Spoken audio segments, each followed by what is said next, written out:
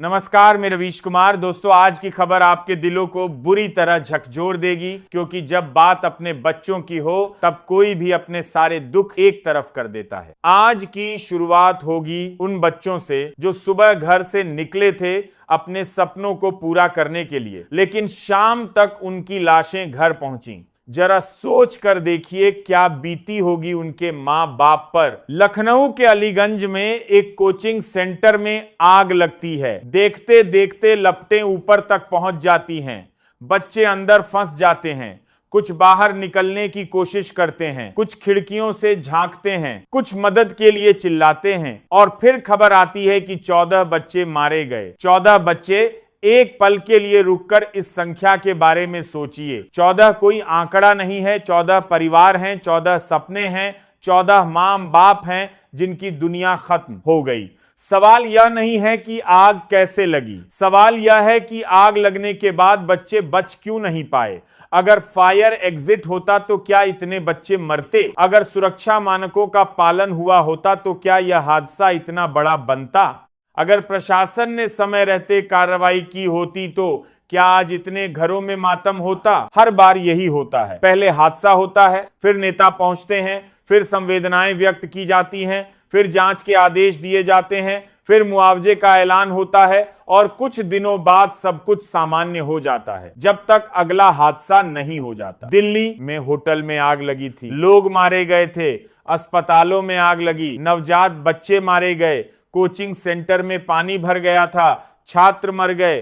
कुंभ में भगदड़ हुई, लोग मारे गए। हर बार वही कहानी, हर बार वही बयान, हर बार वही जांच, लेकिन जवाबदेही कहीं नहीं दिखती। क्योंकि हमारे यहां मौतें खबर बनती हैं, जिम्मेदारी नहीं। और जब जिम्मेदारी नहीं होती तो हादसे दोहराए जाते हैं।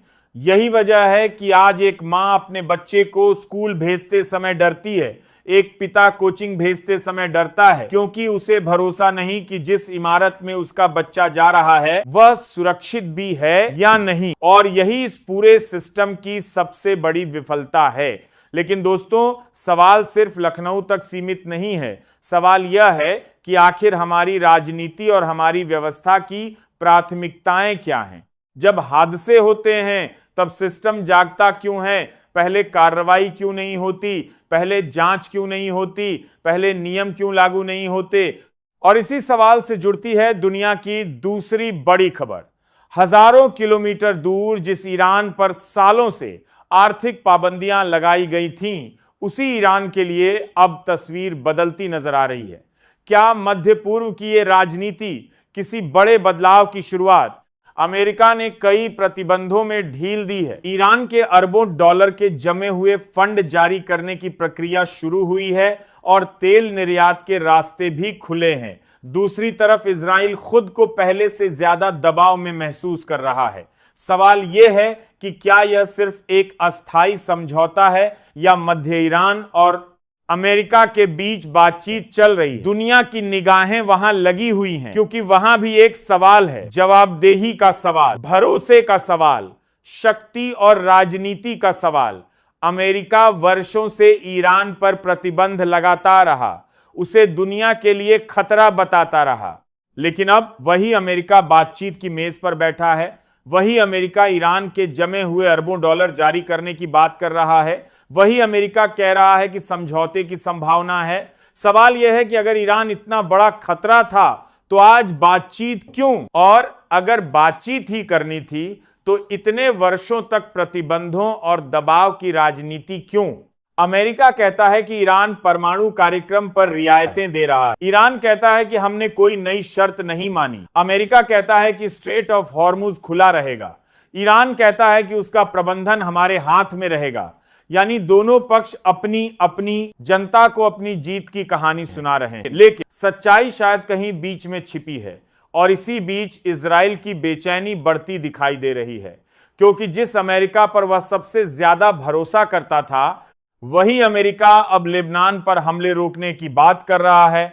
वही अमेरिका कह रहा है कि तनाव कम होना चाहिए। वही अमेरिका चाहता है कि बातचीत आगे बढ़े। और यही वजह है कि इजराइल खुद को पहले से ज्यादा अकेला महसूस कर रहा है। यह वही इजराइल है जो कुछ महीने पहले तक क्षेत्र की सबसे आक्रामक शक्ति के रूप में दिखाई दे रहा था, लेकिन अब हालात बदलते दिख रहे हैं। सवाल यह नहीं है कि कौन जीत रहा है और कौन हार रहा है, सवाल यह है कि आखिर दुनिया की राजनीति किस दिशा में जा रही है। क्योंकि जब अमेरिका और ईरान जैसे कट्टर विरोधी बातचीत की मेज पर बैठ सकते हैं, तो इसका मतलब है कि युद्ध की कीमत बहुत ज्यादा हो चुकी है। तेल की कीमत, व्यापार की कीमत, राजनीतिक स्थिरता की कीमत। और यह सिर्फ मध्य पूर्व की कहानी नहीं है, इसका असर पूरी दुनिया पर पड़ता है। भारत पर भी पड़ता है, पेट्रोल और डीजल की कीमतों पर पड़ता है, वैश्विक अर्थव्यवस्था पर पड़ता है।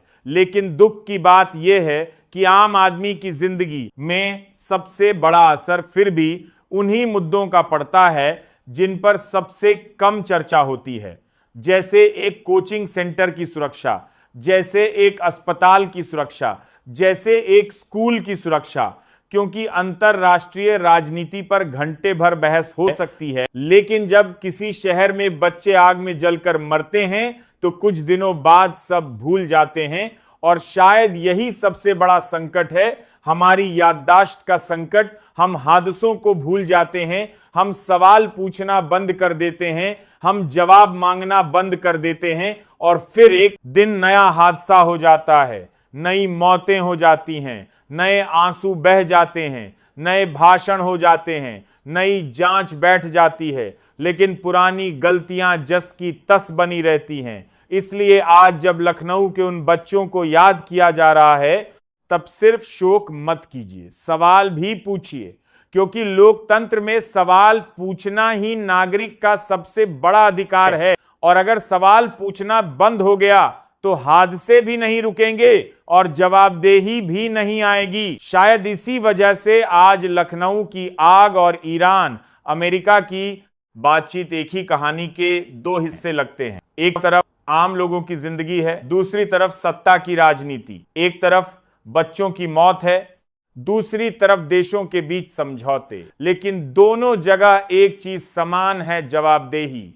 जहां जवाबदेही होगी वहां भरोसा होगा, जहां जवाबदेही नहीं होगी वहां सिर्फ बयान होंगे।